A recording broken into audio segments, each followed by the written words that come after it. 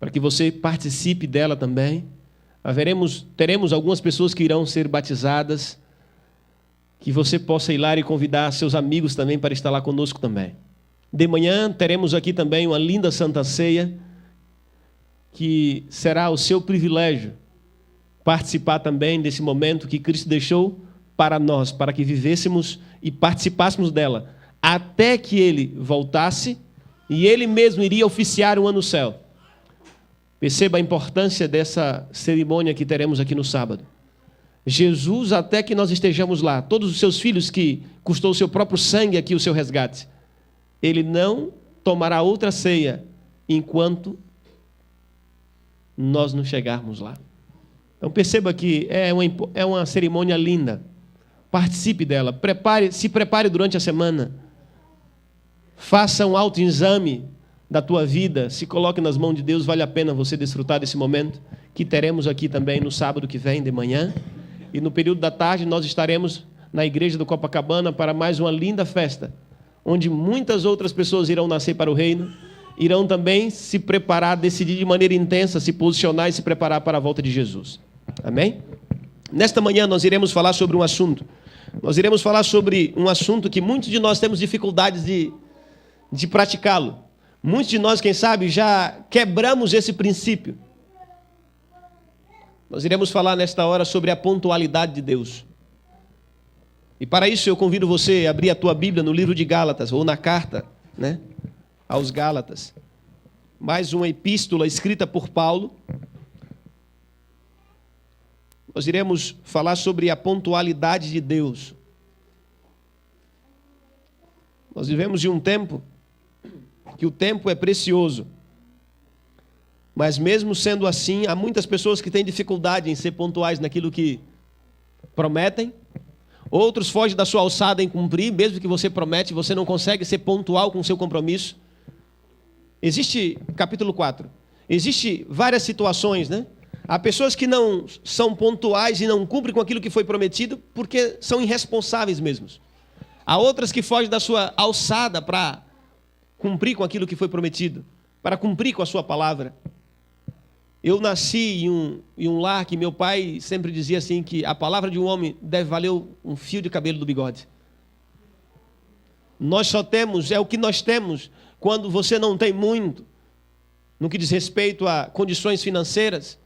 Então ele diz assim, olha, o que você tem de mais precioso é a sua palavra, então você não é obrigado a tratar, mas se você tratou, cumpra com a sua palavra. E você percebe que esse princípio é dado por Deus. No livro de Gálatas, capítulo 4, antes de você abrir e ler, eu quero convidá-lo a mais uma vez nós fazermos uma oração para pedir a orientação de Deus. Senhor Deus e Pai, obrigado, porque o Senhor nos concede o privilégio de, nesta hora, ter em nossas mãos esse livro sagrado.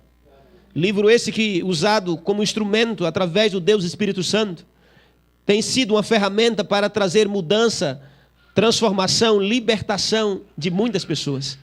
E nesta hora nós estamos com ela em nossas mãos, porque nós queremos também desfrutar, ó Deus, dessas grandes maravilhas que ela pode nos proporcionar através da leitura, através de interiorizar essas palavras, porque a palavra do Senhor tem poder para criar e para recriar.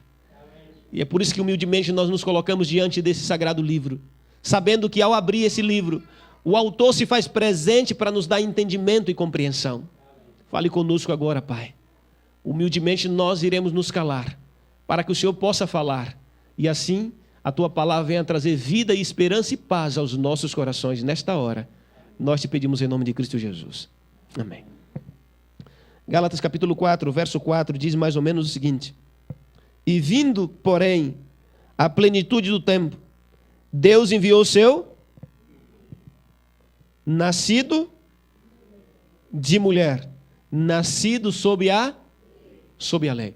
É interessante porque você percebe que Paulo ele é bem categórico, ele é direto, ele vai direto ao ponto. Ele diz, olha, vindo à plenitude dos tempos, ou seja, no momento certo, no momento ideal, na hora oportuna, o que ocorreu?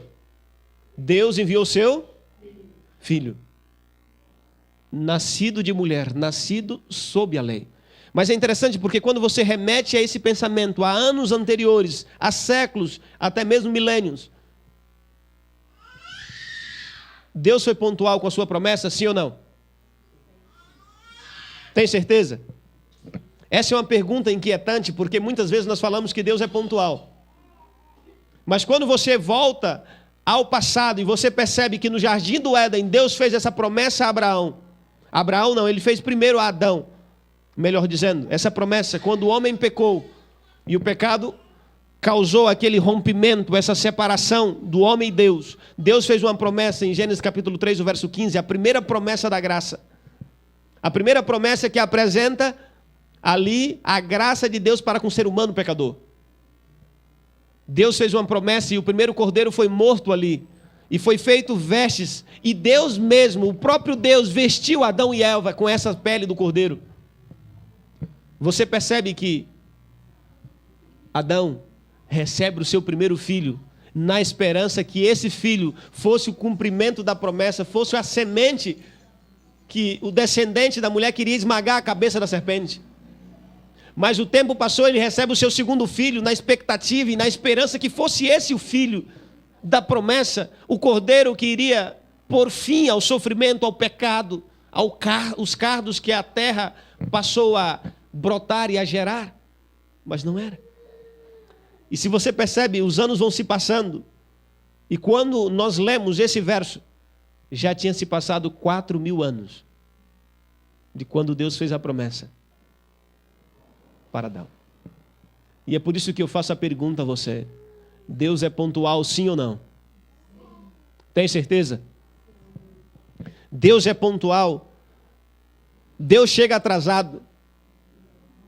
Se você perguntar para uma mãe que há algum tempo ela tem orado por algumas realizações, quem sabe por uma mãe que tem o seu esposo que vive no mundo do álcool, das drogas, e ela tem se esmerado, tem se dedicado à oração. Eu conheci uma mulher assim, lá em Nova Odessa. Eu tive o privilégio de trabalhar ali, onde tem a Rádio Novo Tempo. E eu conheci uma mulher que morava a poucos metros da igreja. Há 20 anos, ela tem um filho no mundo das drogas. Há 20 anos, ela tem um zumbi, um jovem, que hoje ele tem em média 33 anos, mais ou menos, há 34 anos. E hora outra, ela passa tempos, ela diz que passa meses sem tê-lo na casa. E acha até que já tinham dado cabo à própria vida e ele aparece de novo. Até os 15 anos ele era um jovem normal, até os 15 anos ele era um jovem que estudava, tinha as suas responsabilidades, as suas atribuições, mas por algum conselho de um mau amigo ele se enveredou no caminho das drogas. E hoje, quando ele está em casa, ela não pode sair de casa, porque se ela sair de casa, a última vez que ela fez isso e deixou ele sozinho, quando ela chegou não tinha mais nada, ele tinha vendido tudo. E há muito tempo ela tem orado a Deus, há muito tempo ela tem clamado a Deus, e eu pergunto a você, para uma mãe vivendo uma angústia dessa, um sofrimento desse, Deus tem sido pontual na vida dela? No entendimento dela, na compreensão humana? Nós precisamos entender, porque nós respondemos muitas vezes, mas quando você ora e Deus não responde, você fica triste com Deus, e muitas pessoas abandonam Deus. E ela dizia para mim: mas por que Deus ainda não fez? Deus não está vendo o meu sofrimento? Deus não está vendo a minha angústia de mãe, que ora eu deito e posso acordar, não sei se ao deitar e ao levantar eu irei acordar e meu filho vai estar vivo ainda? Por que Deus ainda não fez? Deus não é amor, por que Deus não libertou ele ainda? Eu não tenho orado, por que Deus não interviu ali, não fez um ato miraculoso e libertou ele das drogas? E essa é a razão porque nesta manhã eu escolhi nós meditarmos nesse assunto, a pontualidade de Deus. Porque a aparente demora de Deus causa mais calafrio em nossos corações do que os problemas que nós estamos vivendo. Porque você sabe que Deus pode fazer, mas Ele não faz. Você sabe que Ele tem todo o poder nos céus e na terra para controlar todas as coisas, os elementos da natureza. E comparado ao seu problema, o seu problema é muito pequeno, e você olha para Deus, Deus é muito grande, por que Ele não faz? E o fato de não entendermos isso, há muitas pessoas hoje amarguradas com Deus. Há muitas pessoas hoje que não mais leem a Bíblia. Há muitas pessoas hoje que não oram mais. Há muitas pessoas hoje que vivem decepcionadas com Deus a tal ponto de, se você chegar e falar para ela que Deus existe, ela escorraça você da sua casa. E é por isso que nós precisamos entender esse assunto.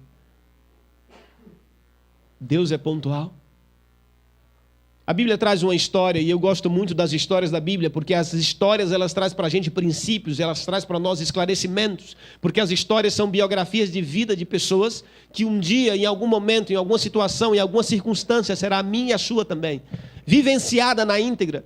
A Bíblia não é apenas mais um livro de histórias, mas são histórias de pessoas como eu e você, que tinham dificuldades, problemas, mas que tiveram uma experiência com Deus, que andaram com Deus, e pelo fato de andar com Deus, Deus mudou a vida delas.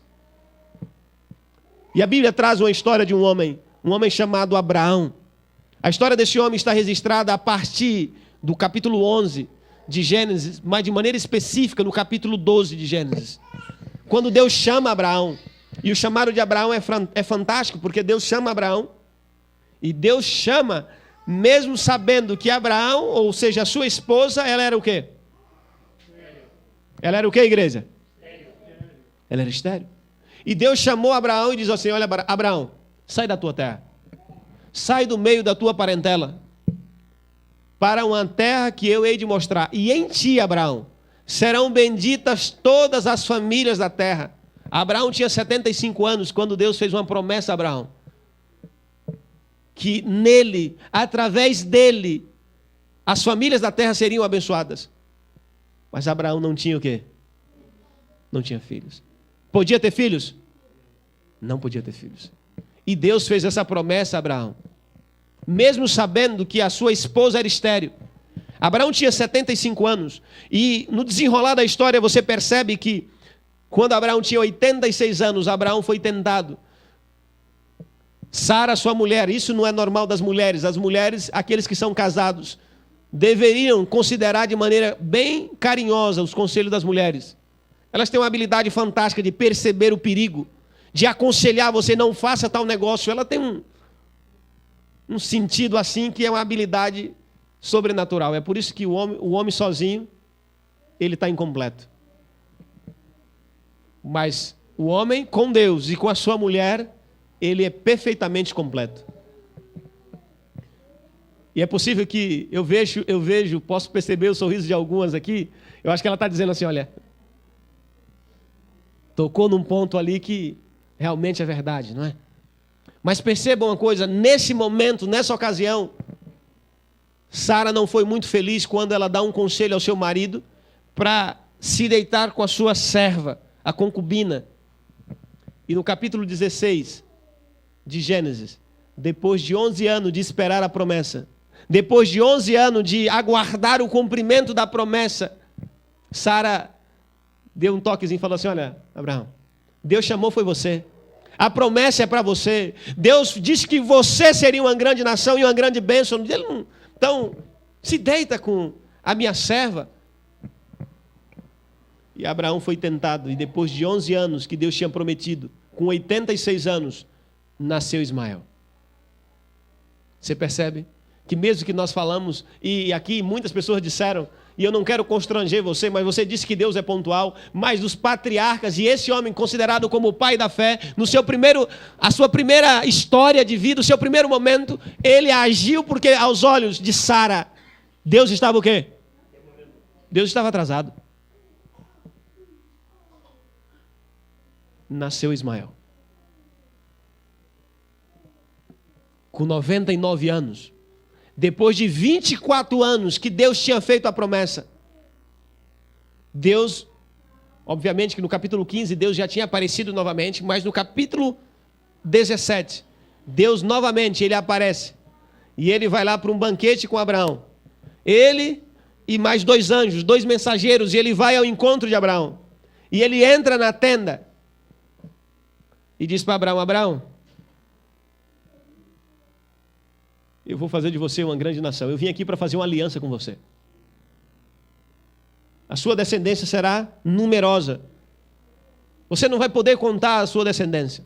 Abraão dá um sorrisinho assim: Deus, mas... É como se ele dissesse assim: Deus, o Senhor me prometeu há 24 anos atrás, mas o Senhor não cumpriu? Até agora, onde está o filho aqui?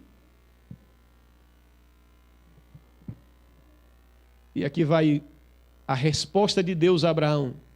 Para mim, é uma das respostas mais lindas da Bíblia. E é por isso que nessa história, pelo menos esse verso dessa história, eu quero que você leia comigo. Gênesis capítulo 18. Perceba a resposta que Deus irá dar ao questionamento de Abraão.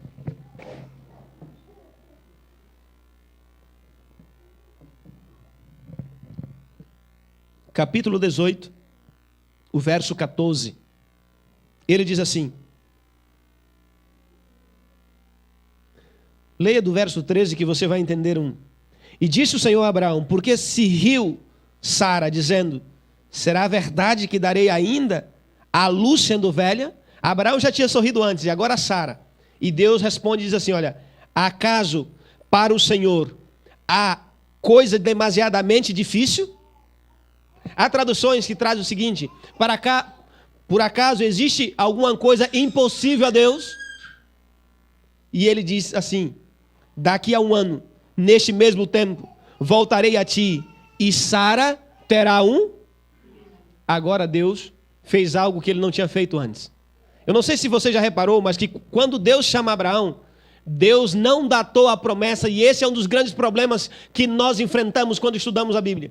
Porque se você estuda a Bíblia e você olha para as promessas da Bíblia, você diz, olha, essa promessa é para mim, mas ela tem que se cumprir agora.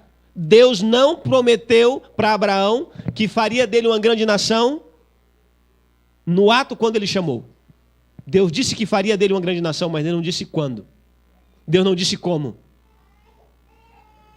E aqui está um segredo que nós precisamos atentar. Você lê a sua Bíblia e você olha para as promessas da Bíblia e você gera as suas expectativas, mas cuidado, porque Deus não datou as promessas.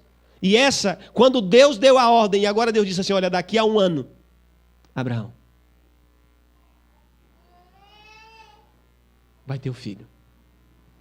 Porque não existe coisa impossível a mim, Abraão. Você percebe a pergunta de Deus? A relevância da pergunta de Deus para nós hoje? É possível que eu esteja falando para alguém aqui que esteja vivendo uma situação de impossibilidade. A pergunta de Deus, ela ecoa desde o passado até os nossos dias. Por acaso existe alguma coisa impossível a Deus? Eu fui abençoado aqui com vários testemunhos de pessoas aqui, do que Deus fez na vida delas. Daquilo que aos olhos humanos, quem sabe, era impossível fazer. A minha vida um tempo atrás, não tão distante, para alguns também era uma impossibilidade. Pela rebeldia que eu andava, pelos caminhos que eu trilhava. E essa pergunta ela é pertinente para nós. Existe alguma coisa impossível ao Deus que você está adorando? E por que nós ficamos desesperados quando os problemas batem à porta do nosso coração? Se você sabe que não existe nada impossível ao teu Deus, ao Deus que nós estamos adorando, por que nós ficamos inquietos? Por que nós perdemos o sono diante de algumas situações adversas da vida? Você percebe? E depois você pode conferir no capítulo 21 de Gênesis, verso 2. Ele diz assim, olha, e no tempo determinado, o filho nasceu. Agora, quando Deus deu a data, Deus deu ali a hora certa que seria que eles receberiam o filho, Deus cumpriu com perfeita exatidão. Deus trouxe o cumprimento. Deus trouxe a realização, porque Deus agora tinha datado a promessa. Esse é um detalhe que nós precisamos nos atentar. Segundo detalhe que nós precisamos atentar é o seguinte: nem todas as promessas da Bíblia elas se encaixam dentro da tua realidade. Porque você não é Abraão. Abraão é Abraão e cada um de nós somos únicos. E Deus trata nós dentro das nossas possibilidades. Deus conhece a gente, Ele sabe quem você é e Ele sabe do que você é capaz. Então, isso é interessante a gente pensar por 2 motivos. Primeiro, quantos aqui já leram a citação de Salmos 34, verso 7? Que diz assim, os anjos do Senhor acampam ao redor daqueles que o temem e o livram. Quantos já leram aqui? Agora eu quero fazer uma outra pergunta. Quantos aqui creem que esse salmo, ele se encaixa dentro da sua realidade? Tem certeza? Sempre. Vou lhe fazer uma outra pergunta. Por que o anjo do Senhor não acampou ao lado de Paulo e livrou ele de ser decapitado? Ele não temia a Deus? E por que Deus não fez? Por que o anjo do Senhor não acampou do lado do meu amigo Léo e Elivelto, que foram carbonizados quando eles estavam pregando o Evangelho? Eles não estavam temendo a Deus? Por que o anjo do Senhor não se pôs do lado de Tiago e protegeu Tiago quando ele foi decapitado pelo rei? Porque nem todas as promessas se encaixam dentro do nosso contexto. E esse é o detalhe. Há muitas pessoas contrariadas com Deus e cobrando uma coisa que Deus nunca prometeu. Você entende? Deus nunca prometeu que você não ficaria desempregado ao servi-lo. Deus nunca prometeu que você não ficaria doente ao servi-lo. Deus nunca prometeu que você não teria problemas ao servi-lo. Deus nunca prometeu que você não teria angústias ao servi-lo. Ele prometeu que ele seria o seu socorro bem presente em meio às tribulações, no Salmo 40, verso 6. Ele prometeu que em meio às lutas e adversidades da vida, ele seria o seu refúgio. Que ele seria o seu salvador. Mas ele não prometeu. Se você precisa de um salvador, é porque você teria situações que fugiria da sua alçada e da sua capacidade de resolver.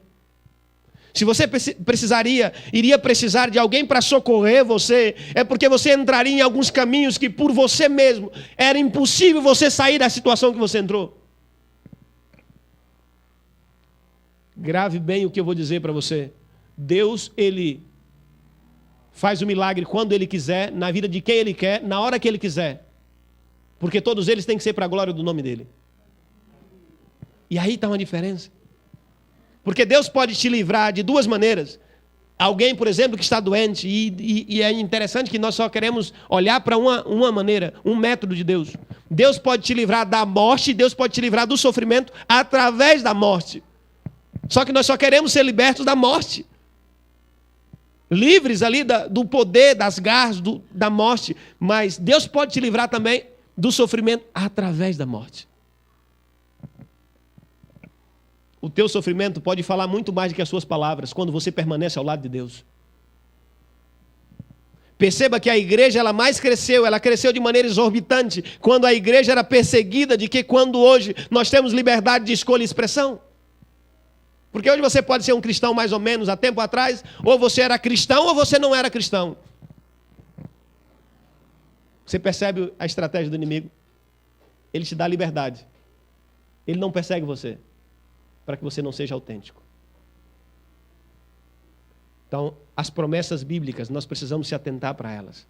Promessa de salvação, promessa de perdão, essas promessas, elas abrangem a todas as pessoas. Mas no que diz respeito, que envolve milagre de Deus, é Deus que escolhe fazer quando Ele quer, na hora que Ele quer e na pessoa que Ele quiser.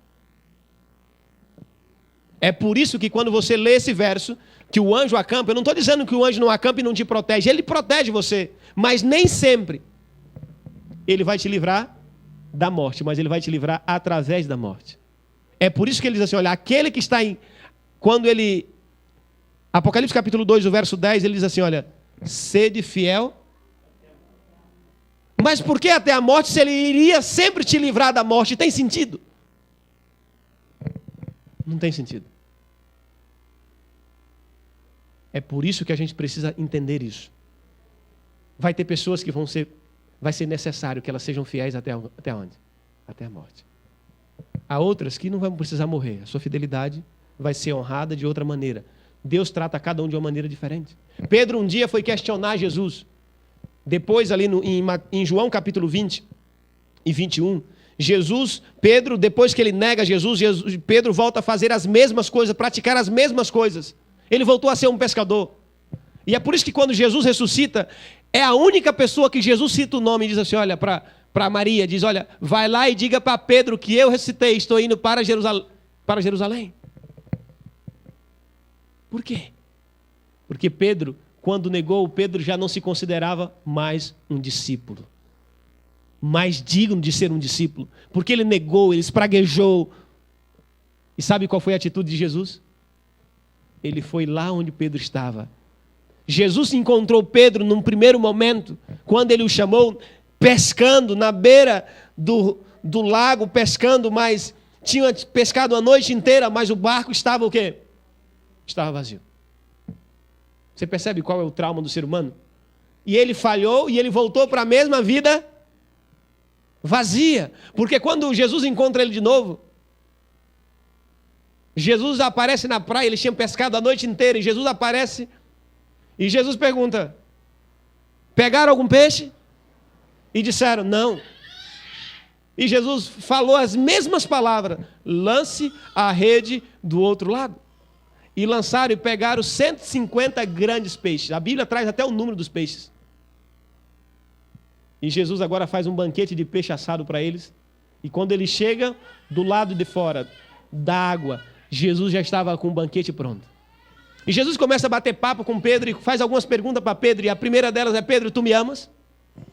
E Pedro responde essa pergunta 3 vezes. E Jesus fala, agora segue-me, Pedro, e apacenta as minhas ovelhas. E quando Jesus fala isso para Pedro, e Jesus fala para Pedro que tipo de morte ele teria, dizendo para ele que ele seria morto de maneira trágica, Pedro se vira e fala assim, Jesus, mas e o que vai se dar com aquele que reclina no seu seio, João? Jesus vira para Pedro e diz assim, olha, o que te compete saber o que eu vou fazer com ele? Compete com você, aquilo que você vai fazer com você. Ou seja, ele está dizendo, olha, Deus trata cada um de nós individualmente. Não é de maneira coletiva, é individual. Você não é Abraão, você não é Davi, embora as histórias dele nos inspirem e nos mostrem que, ainda que erremos o alvo, o foco, o propósito, Deus sempre está de braços abertos para abraçar você. Mas é possível. Oxalá que isso não ocorra. Mas é possível, e tem pessoas aqui que já perderam pessoas queridas.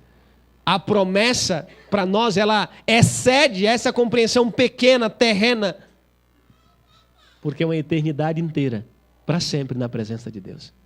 É por isso que lembre-se sempre desse detalhe. Mas voltando aqui dentro da pontualidade de Deus, há uma outra história que eu gostaria de destacar. Ela está no livro de João, capítulo 11. Essa traz para nós um outro enfoque, porque são 2 objetivos. O primeiro que Deus, Ele não tinha datado a promessa.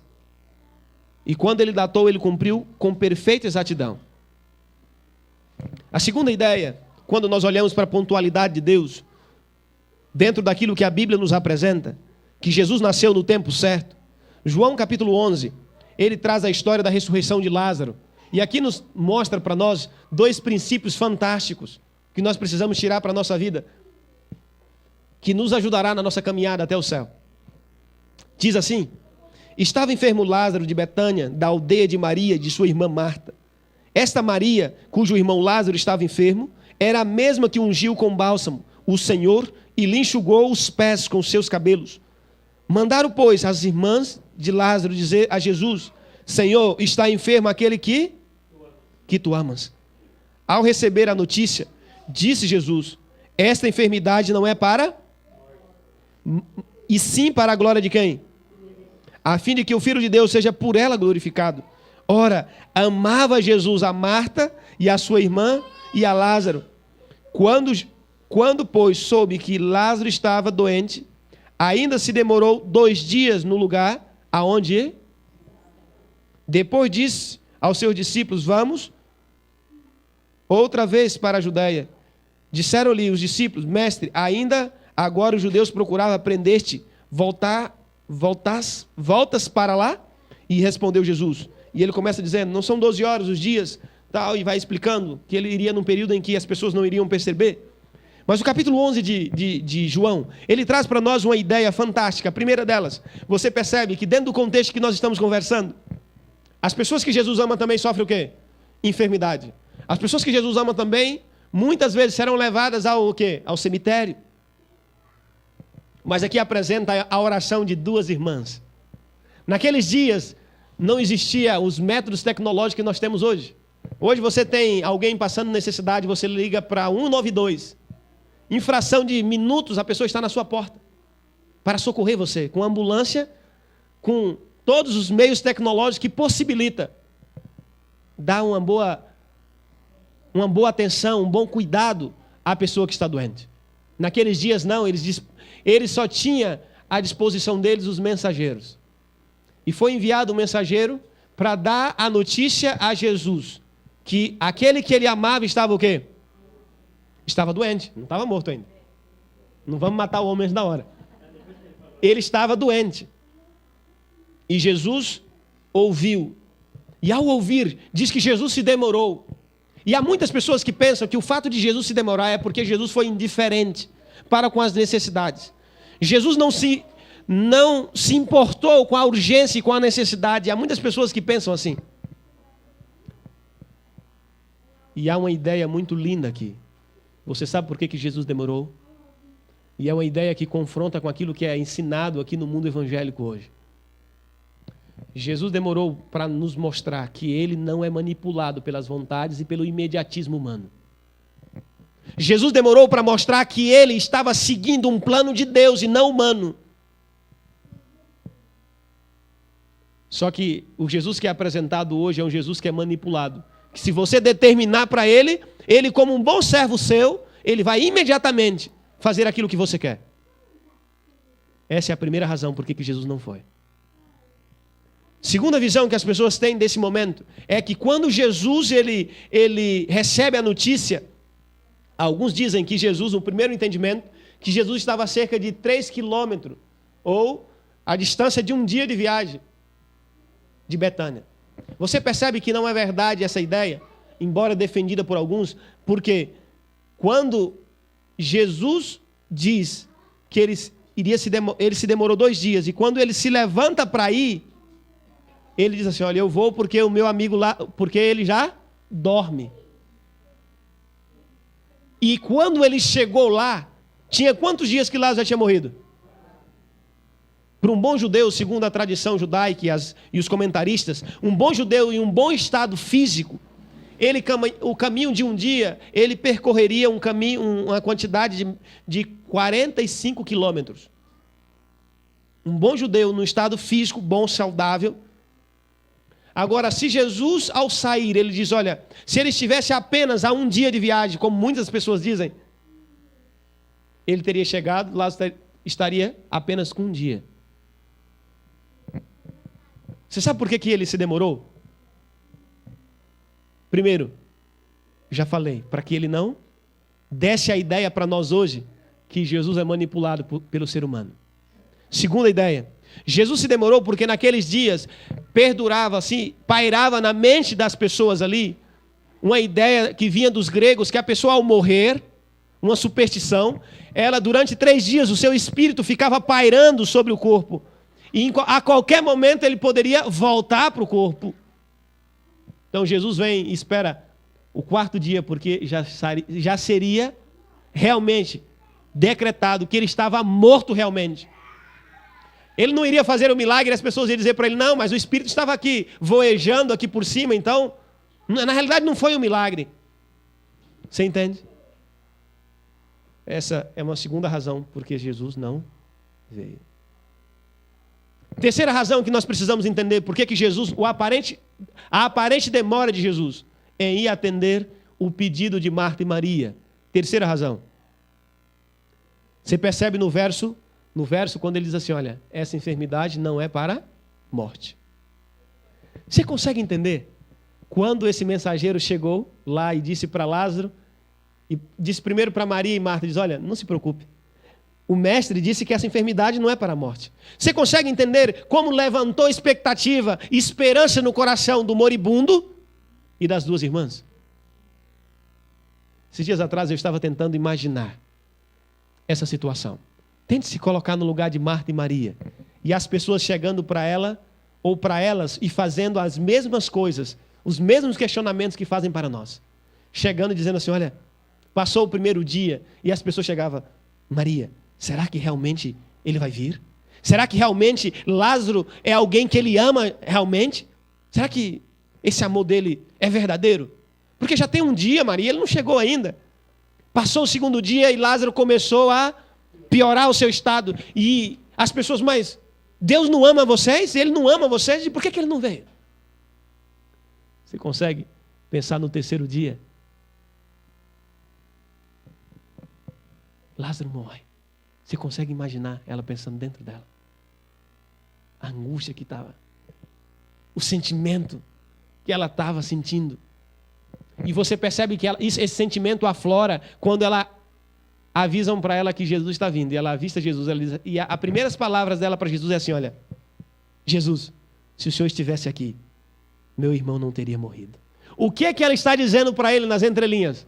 Você chegou literalmente atrasado. Você chegou atrasado, Jesus.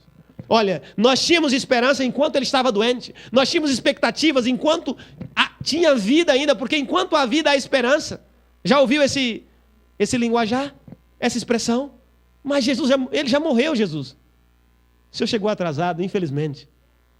Eu acreditei no Senhor. Eu defendi, eu disse que o Senhor me amava e o Senhor viria, e que o Senhor amava ele também. Mas o Senhor me frustrou. O Senhor não se importou com os meus sentimentos. Por que o Senhor não veio? Quantas pessoas estão se sentindo uma Maria, uma Marta da vida hoje? Ao orar a Deus e não ouvir a resposta imediata de Deus. Qual é o terceiro princípio aqui nessa história? Você, humano, eu, um ser humano, nós, seres humanos, temos um plano. Qual era o plano de Marta e Maria? Qual era o plano, igreja? Que Lázaro fosse o quê? Curado. Mas qual era o plano de Deus para a vida de Lázaro? Que ele fosse ressuscitado. Aqui mostra para nós que existe duas vertentes, e aqui está o problema, aqui é o âmago da situação, porque você tem um plano, e você se aproxima de Deus com esse plano. Existe algum pedreiro aqui? Tem algum pedreiro? Um pedreiro?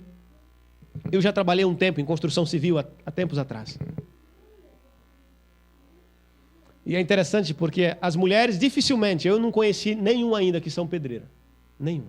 Não conheci nenhuma pedreira ainda. Já conheci, já vi assim, conversei com alguma engenheira, mas pedreira, não. Mas especialmente as esposas, eu ainda não conhecia ainda nenhuma engenheira, esposa. Mas elas têm a vontade de ser engenheira e projetista. Se você vai fazer uma casa, ela já começa a te dar as medidas. Olha, precisa ser assim, a repartição precisa ser assim. E você já reparou que você faz a planta, só que você não pode dar início à obra se não tiver o quê? A autorização, a assinatura de um engenheiro. Senão o CREA, ele vai embargar a sua obra. E sabe quem é esse engenheiro dos nossos planos? Deus. Aí você se aproxima de Deus, você faz o seu projeto, o seu rascunho de projeto na sua casa, e você se aproxima de Deus através da sua oração e fala assim: Deus, assina aqui para mim, por favor. E Deus fala: filho, mas você não quer rever? Eu acho que... Deus, eu não preciso dos seus conselhos, Deus, eu só quero que o Senhor assina. Eu só quero que o Senhor assina para me dar a sequência, porque os planos são esses. Isso acontece quando você, com jovens, com pessoas um pouco mais de idade, quando olha para um homem, uma moça e diz assim: olha, Deus, aquele enche os meus olhos. E o pai e a mãe chegam e falam: filha, a procedência não é das melhores. Mãe, a senhora não sabe o que eu estou dizendo, mãe. Ele agrada os meus olhos. Não precisa agradar o da senhora. Ele não vai casar com a senhora, é comigo, então. Agrada os meus olhos.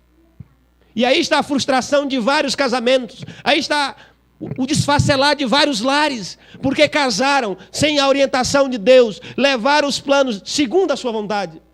E não consideraram a vontade de Deus. E esse é um problema. A gente precisa entender isso. Deus, Ele precisa fazer os planos. A gente precisa simplesmente permitir que os planos dele sejam colocados em prática em nossas vidas. É possível que eu esteja falando para algumas pessoas que fizeram planos na virada do ano. Nós já estamos chegando ao término de mais um ano. E eu quero dizer para você por que Deus ele tem as qualificações para ser aquele que vai construir os seus planos.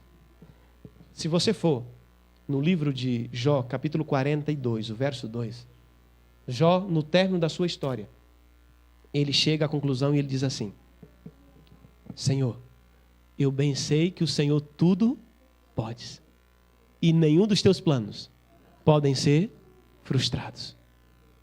Você se lembra desse verso? Uma escritora americana, ela Ellen White, eu já comentei que ela é a mulher mais traduzida no mundo inteiro.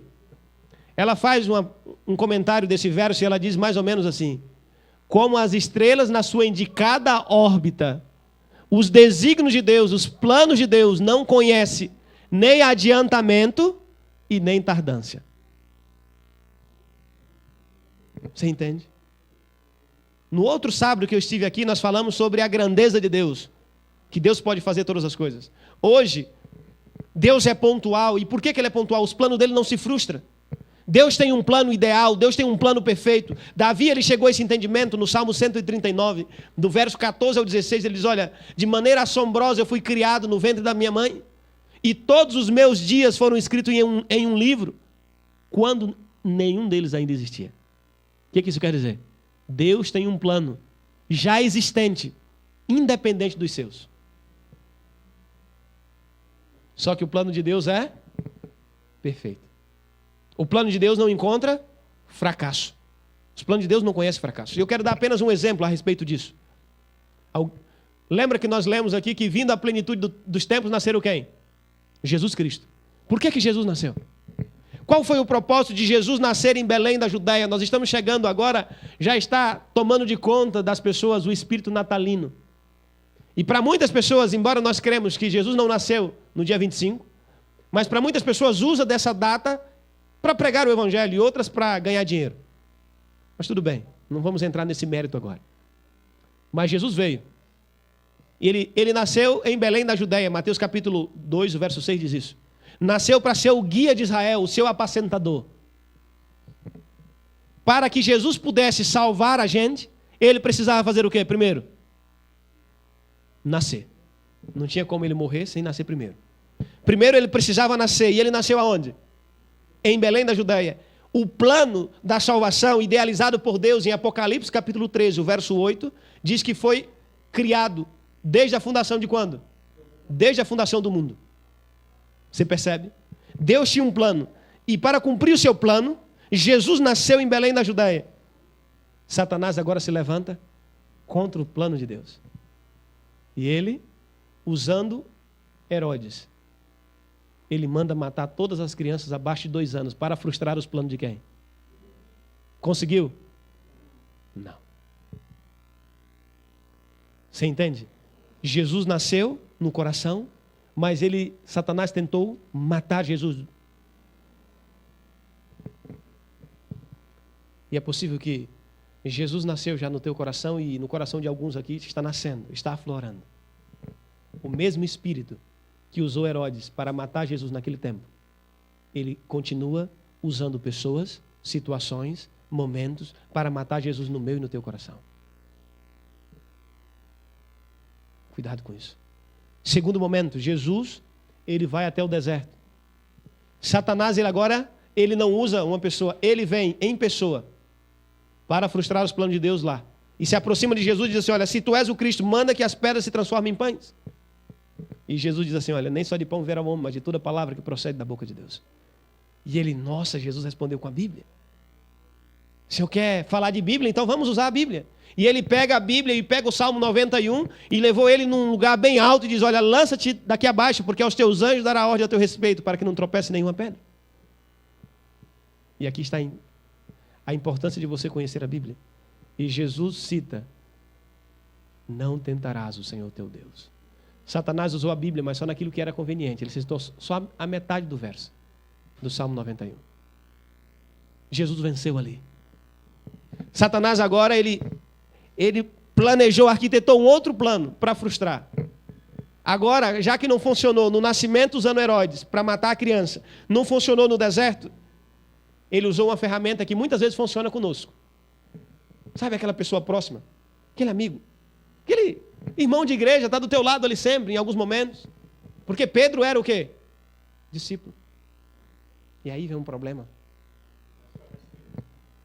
Ele usou, em instantes anteriores, Pedro, quando ele perguntou: Pedro, o que diz o povo que eu sou? E ele disse, uns dizem que é Elias e outros dizem, e agora ele vira e fala assim: Pedro, mas quem você diz que eu sou? E ele diz assim: você é o Cristo, o Filho de Deus. E Jesus falou para ele: olha, não foi carne nem sangue que revelou, mas o próprio Deus. Mas momentos depois, ele se aproxima de Cristo, Jesus começa a dizer o que ele iria sofrer em Jerusalém. Ele se aproxima de Jesus e diz assim: olha, Jesus, você não precisa descer lá não. Você não precisa disso. E o que Jesus fala para ele? Para trás de mim, Satanás, porque você não cogita das coisas dos céus. Terceiro momento, quando Satanás tenta frustrar os planos. Agora ele usa um amigo, alguém próximo. E aqui está uma possessão perigosa, porque a gente olha para um lado e nós só temos medo da possessão demoníaca, daquelas pessoas que caem no chão e se fica revolvendo no chão, moendo. Mas a pior possessão, a mais perigosa, a mais sagaz, é aquela que a pessoa chega assim rindo para você, bate no seu ombro e desmotiva você a viver os planos de Deus. Aquele que chega para você e fala assim: olha, você vai batizar dia 30? Mas rapaz, não faça isso agora não. Estuda mais a Bíblia, você tem que conhecer mais, você tem muita coisa para aproveitar ainda. Isso é um problema. Tentaram fazer isso lá com Cristo. E Jesus falou assim: arreda. Quarto momento que ele tentou frustrar os planos de Deus. Eu só estou te deixando essas ideias para que você perceba por que vale a pena você confiar a sua vida nas mãos de Deus. Porque os planos dele não se frustram. Quarto momento. Jesus é levado à cruz. Agora, todos aqueles outros planos perderam o sentido. Satanás agora arregimenta todas as suas forças para frustrar a única oportunidade que ele tinha de frustrar os planos de Deus, na cruz. Agora ele se preparou. Sabe aquela multidão que tinha recebido os seus milagres? Sabe os seus discípulos que tinham presenciado os seus milagres? Todos o abandonaram. E a multidão foi a primeira a gritar: crucifica, crucifica. Agora ele se aproxima de Cristo e dá aquele sussurro no ouvido e fala assim: olha, você vai morrer por esses? É por esses que você vai morrer? Olha, o seu discípulo querido, aquele que sempre fala, o mais falante, ele vai negar você. Aquele outro mais habilidoso, Judas, ele vendeu você. Você vai morrer por essas pessoas? São por essas pessoas que você vai morrer? Você acha que vale a pena? Mas Jesus ainda assim foi na cruz. E quando ele chega na cruz, está pendurado lá. Passa quem? Os líderes.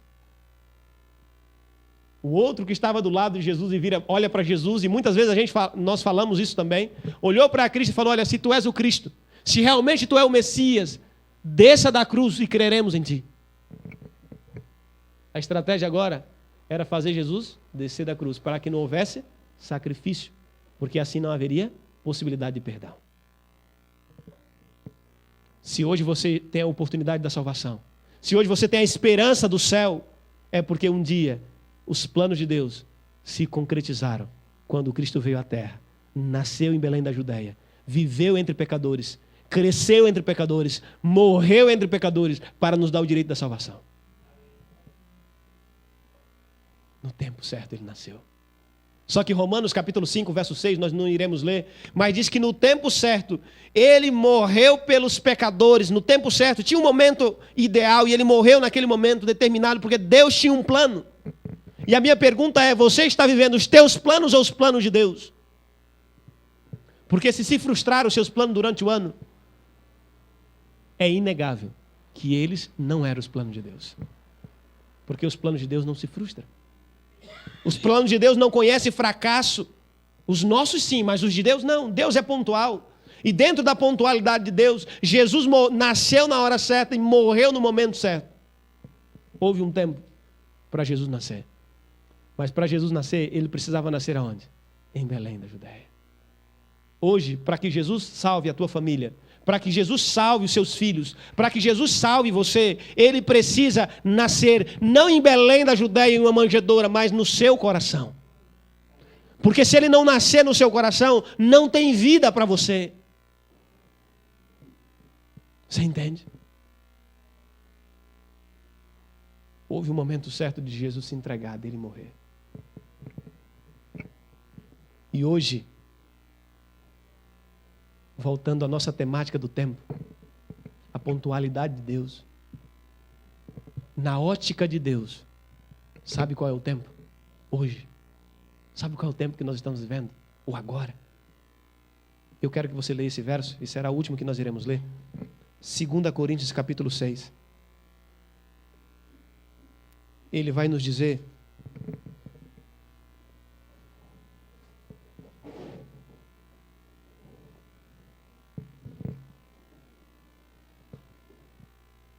2 Coríntios capítulo 6, o verso 2.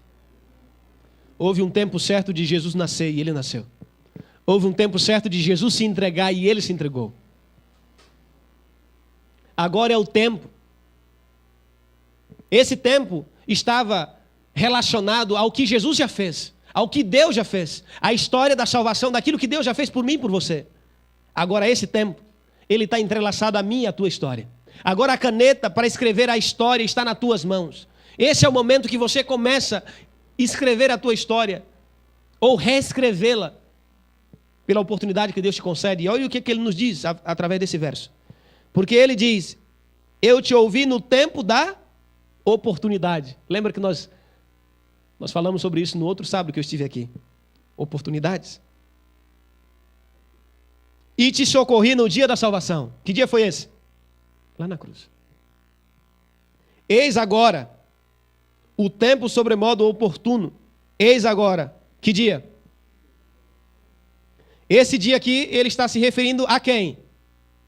A Bíblia precisa ser lida na primeira pessoa. Deus está falando com quem? Comigo e com você. Com cada um de nós. Deus está dizendo, olha, no dia oportuno eu socorri vocês. Naquilo que me competia, eu fiz tudo aquilo que era possível para salvar vocês. Para colocar diante de vocês a possibilidade de viver uma vida de liberdade do salário do pecado que é a morte.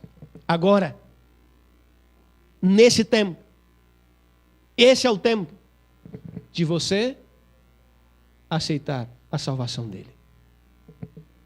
Você percebe? Houve um tempo para Jesus nascer. Ele nasceu. Houve um tempo para Jesus morrer, para se entregar. Ele se entregou. E esse é o tempo que compete eu e você para começarmos ou para darmos sequência à escrita da nossa história. Hoje é o tempo oportuno. Hoje é o dia da nossa salvação. Amém? Algumas pessoas estarão vivendo esse tempo. Já tomaram as suas decisões. Estarão vivendo esse tempo dia 30. Algumas pessoas entenderam isso, que Jesus nasceu lá em Belém da Judeia, nasceu para salvá-los, e por isso a resposta a esse sacrifício, a resposta a esse entendimento, a compreensão da verdade, o desejo de Deus para a vida delas, entenderam que Deus tem um plano perfeito e o centro desse plano é salvar o ser humano do salário do pecado, que é a morte. E elas agora, dia 30, irão morrer para o pecado, irão morrer para o mundo, irão renascer para Deus. Dia 30. Muitas pessoas estão passando por essa experiência. Muitas pessoas estão entendendo isso e dentro do tempo que Deus tem colocado diante delas, elas estão usando o tempo que tem. Não sei quantos repararam, mas a Bíblia ela trata sempre, quando fala de salvação, no tempo presente. É por isso que ele diz assim, olha, agora. É o dia, agora. Por que ele não diz hoje? Você já se perguntou? Mudaria a construção da frase, a construção do versículo, se ele coloca hoje e o fato dele colocar agora? Muda ou não muda? O hoje compõe ou contém quantas horas? E o agora? É o momento que você está ouvindo. É o momento que você está diante da possibilidade. É o momento que Deus está colocando diante de você. Esse é o momento. E nesse tempo, todos nós podemos nascer para o reino. Todos nós poderemos permitir que o nosso coração seja uma manjedoura para que Cristo nasça. Porque o maior problema, muitas vezes, é que Jesus venceu o inimigo lá quando Herodes, inspirado por Satanás, tentou matá-lo. Jesus venceu o inimigo lá no deserto da tentação. Jesus venceu o inimigo lá na cruz. Mas muitas vezes Jesus ainda precisa vencer o inimigo, sabe aonde? Dentro do nosso coração. Porque ele diz assim, olha, toda a autoridade me foi dada nos céus e na terra. Só que essa autoridade já foi dada a Cristo dentro do teu coração, na tua vida, na tua casa, na tua família. Você já deu essa autoridade para Deus? Para Ele conduzir os seus passos? Para Ele conduzir a tua história? Ou não? E esse é o teu momento. De você conceder esse privilégio a Deus. De você entregar a oportunidade a Deus. Dele conduzir a tua vida. dele mudar a tua história. Eu digo que quando você vai a Hebreus capítulo 11, você contempla ali a galeria da fé. Homens e mulheres, aqueles que eles já fizeram por Cristo. Hoje é o momento de você escrever a tua história. Se fôssemos fazer uma galeria da fé aqui em Araras, será que você faria parte dela? Se fosse escrever uma história, será que a sua faria parte daqueles dos heróis da fé, homens e mulheres, que decidiram a viver para Deus e se entregar nas mãos de Deus? Essa é uma pergunta interessante para que a gente venha considerar. Mas devemos lembrar de um outro detalhe. Ele fala do agora, da necessidade urgente. Há tempos atrás, logo quando eu estava conhecendo a igreja, conhecendo a Bíblia, como eu disse a você em algumas das vezes que eu estive aqui, eu conheci a mensagem com 15 anos. Primeira vez que eu li a Bíblia. Eu fumava, bebia, fazia algumas coisas indevidas. E logo quando eu estava entrando na igreja, um jovem dessa igreja, Jardim Servilha, lá em Grupi, Tocantins, ele estava saindo da igreja. Era um jovem que cresceu ouvindo liçõezinhas da escolinha, das professoras. O seu pai era um nato fundador de igreja, um homem habilidoso, com habilidade fantástica para conduzir a igreja, para direcionar ali as pessoas, delegar funções. O homem tinha uma habilidade fantástica. Mas o seu filho começou a se distanciar dos caminhos. Duas histórias com atitudes diferentes.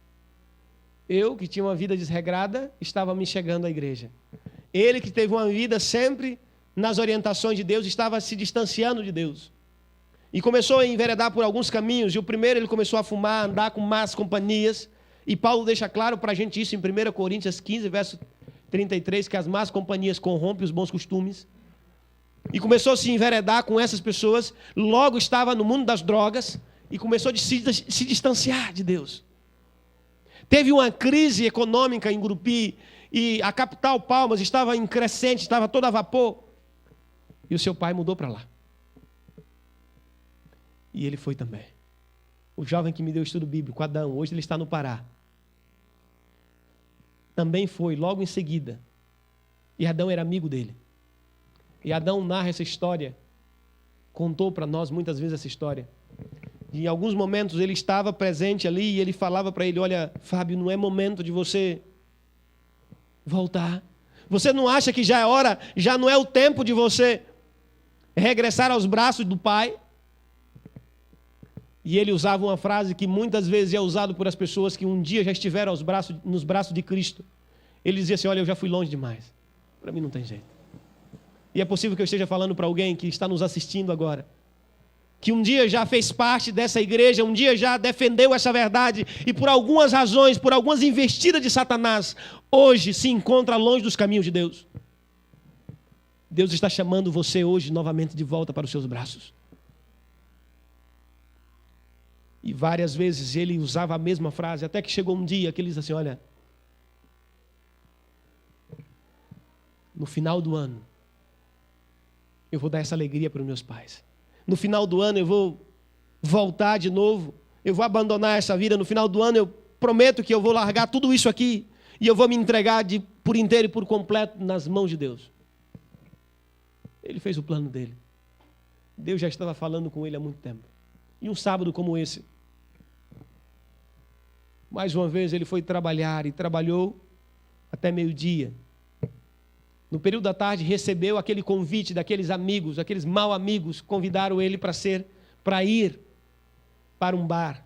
E ali eles ficaram bebendo até altas horas. E lá tem uma pista muito larga, a pista do Taquaral, ela é bem espaçosa, que liga ali um bairro a outro, ao centro. E eles estavam bebendo. Decidiram voltar e entraram na caminhonete.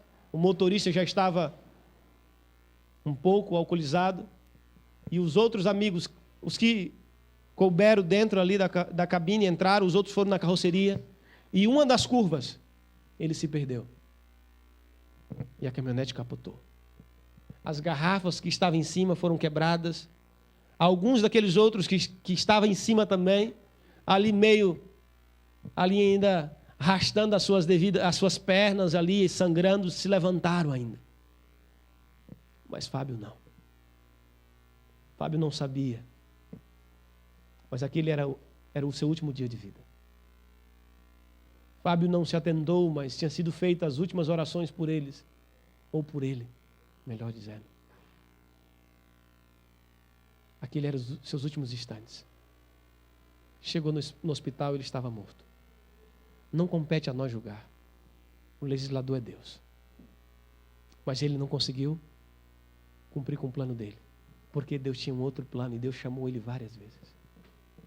Eu não sei quantas vezes Deus tem chamado você. Eu não sei há quanto tempo Deus já está falando para você, filho, esse é o tempo, filho, essa é a hora, e você está fugindo de Deus, você está tomando iniciativas contrárias ao convite de Deus, e Deus está chamando você. Deus está falando, filho, olha, eu quero o melhor para ti, essa é a oportunidade que tem de salvar você. E quando você vai ao livro de Hebreus, que nós temos estudado no capítulo 3, Paulo diz que devemos nos atentar para o dia que se chama hoje, para as orientações e as exortações que chegam até nós, para que não sejamos endurecidos pelo engano do pecado. E o pecado, ele endurece você. Salomão, em Provérbios capítulo 5, verso 22, ele diz assim que as cordas do pecado vão nos segurar se a gente se nós não tomarmos uma decisão, porque o pecado jaz às portas do coração. Cabe sobre ele dominar. E de que maneira você domina? Aceitando Jesus como teu salvador pessoal. É por isso que Mateus 1:21 diz assim, ela dará luz a um filho e porá o nome de Jesus, porque ele salvará o seu povo dos seus pecados. Agora nós iremos ouvir uma música. Se é o teu desejo, falar para Jesus hoje, Jesus, nasça no meu coração. Eu sei que há muitas pessoas aqui que já faz tempo que Jesus nasceu no seu coração, mas se você quer dizer isso para Jesus também, esse é o momento. Esse é o teu tempo, essa é a tua hora, essa é a tua oportunidade.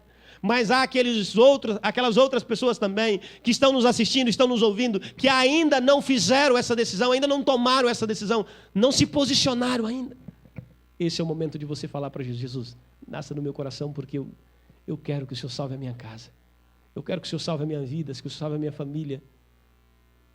Esse é o momento. E se esse for o seu desejo, coloque-se em pé aonde você está.